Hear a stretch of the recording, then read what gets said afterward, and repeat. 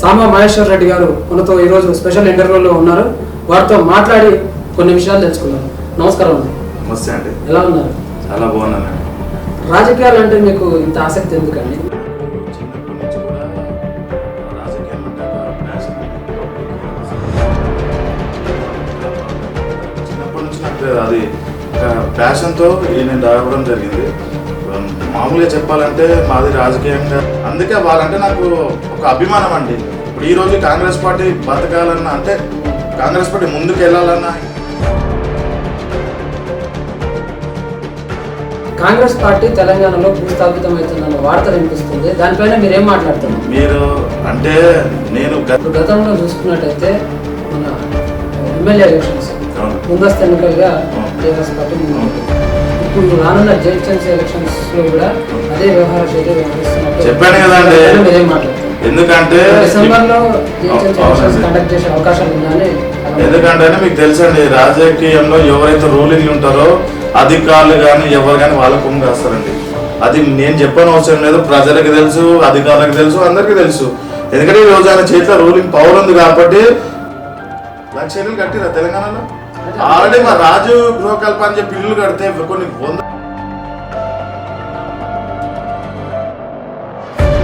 ఎంత అహంకారం చెప్పండి. అది మాటలు చెప్తారండి. ఆల్రెడీ నేను ప్రెస్ మీట్ కూడా ప్రెస్ సోదరులు అడిగితే నేను మీకు చెప్పాను, మీరు చూసినో లేదా వీడియో చూడండి వచ్చాను, నేను మీకు చెప్పాను, నేను పబ్లిక్ చెప్తాను. మా ప్రతిపక్ష నాయకులు అన్ని పార్టీలు అడుగుతానేమో మీకు చెప్పాను, నేను మీడియాకి చెప్తా అంటాడు. మీడియాకి చెప్పాను, పబ్లిక్కి చెప్పాను, మరి ఇంకోనికి చెప్తాను. మీ మీడియా మిత్రుడు ఒక ఆయన లేచి చాలా ఇర్రెస్పాన్స్గా వర్షం వస్తే నీళ్ళు రాకపోతే మంటలు వస్తాయి అంటారు.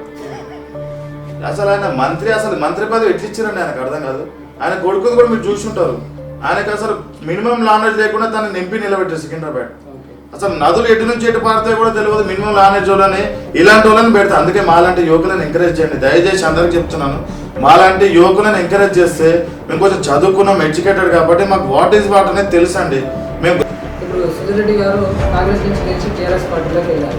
మీరు కాంగ్రెస్ పార్టీలో ఉన్నారు. సుధీరెడ్డి గారికి మీకు మంచి సంబంధాలు ఉన్నాయి. ఇప్పుడు తను టీఆర్ఎస్ పార్టీలో ఉన్నారు ఎమ్మెల్యేగా. ఇప్పుడు మీరు వనస్థలిపురం కాంగ్రెస్ పార్టీ నుంచి మీరు కార్పొరేట్గా పోటీ చేద్దామని అనుకుంటున్నారు. అసలు ఎలా టీఆర్ఎస్ పార్టీ ఎమ్మెల్యే మీరు కార్పొరేట్గా ఎలా సెట్ అవుతుంది? అంటే ఒకటండి, ఇప్పుడు నాకు కాంగ్రెస్ పార్టీ అంటే అభిమానం అండి. ఇప్పుడు తను సరే తన సొంత లాభాలకో దేనికో ఆయన సుధిరెడ్డి గారు టీఆర్ఎస్ పోవడం జరిగింది. నేను సుధిరెడ్డి గారి ఆశించి నేను కాంగ్రెస్ పార్టీ నుంచి నేను కంటెస్ట్ చేస్తాను అనట్లేదు. నాకు నా పార్టీలో ఇన్ని రోజులు గుర్తు రాలేదా కేసీఆర్కి? కానీ తెలంగాణ రావడానికి కారణమే టీఆర్ఎస్ ప్రభుత్వం చేపట్టే సంక్షేమ పథకాలు కానీ ఏది ఎలక్షన్స్ ముందే పెడతానని మీరు మాట్లాడుతున్నారు. మాటలు తప్ప వాళ్ళు చేసే అభివృద్ధి అయితే కనిపించట్లేదని మీరు మాట్లాడుతున్నారు టోటల్గా తీసుకోవాలి. అయితే నిన్న మొన్న అసెంబ్లీలో రసాభాసగా జరిగిన ఒక సంభాషణ ఏంటంటే ఈ 1,00,000 డబుల్ బెడ్రూమ్ ఇళ్ల గురించి బట్టి గారికి తలసాని శ్రీనివాస్ గారికి జరిగిన విషయం మీరు దాని ఒక పద్ధతి ప్రకారం చేయాలండి. ఏదన్నా ఇలాంటి కోవిడ్ సిచ్యువేషన్ వచ్చి కరోనా వచ్చి ప్రపంచం అంతా నాశనం అయిపోతున్న సమయంలో నువ్వు ఎన్ఆర్ఎస్ చూసుకుంటావు, ప్రజల ప్రాణాలు కాపాడేది ముఖ్యమైన. 1000 కోట్లు ఖర్చు పెడతా, అసెంబ్లీలో చెప్తాను, 1000 కోట్లు ఖర్చు పెడతా, ప్రాణాలు కాపాడుతా. నాకు డబ్బులు ఇంపార్టెంట్ కాదు, నాకు తెలంగాణ ప్రజలు ఇంపార్టెంట్, వాళ్ళ ఆత్మగౌరవం ఇంపార్టెంట్ అన్నావు.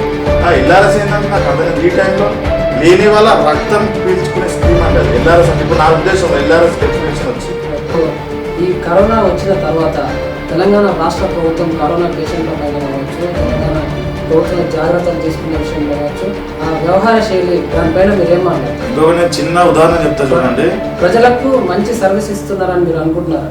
నేను చెప్తా చూడండి, అసెంబ్లీలో చాలా ఎటకారంగా మా పట్టి గారు, మా రాజగోపాల్ రెడ్డి గారు ప్రశ్నిస్తే చాలా చీప్గా, ఎందుకంటే ఒక ప్రతిపక్ష నాయకులను కూడా చూడకుండా నవ్వుకుంటా బల్లలు గుద్దుకుంటా, అరే నేను ఆల్రెడీ పెద్ద పెద్దలతో మాట్లాడిన, సైంటిస్టులతో మాట్లాడినా, నేను ఆఫ్టర్ పారాసిటమాల్ తీసుకుంటూ పోయేదానికి ఎందుకే ఖర్చు లొల్లంత ఎందుకు? మీకేం తెలుసు? నాకు తెలుసు, నేను పెద్ద పెద్ద బయోఫార్మా కంపెనీలతో మాట్లాడిన అన్నాడు అన్న కేసీఆర్. ఈరోజు అసెంబ్లీకి వస్తే ఇలా పెట్టుకుంటున్నారు. ఎందుకు పెట్టుకుంటున్నారు? మరి పారాసిటమాల్ వేస్తే తగ్గిపోయింది కదా.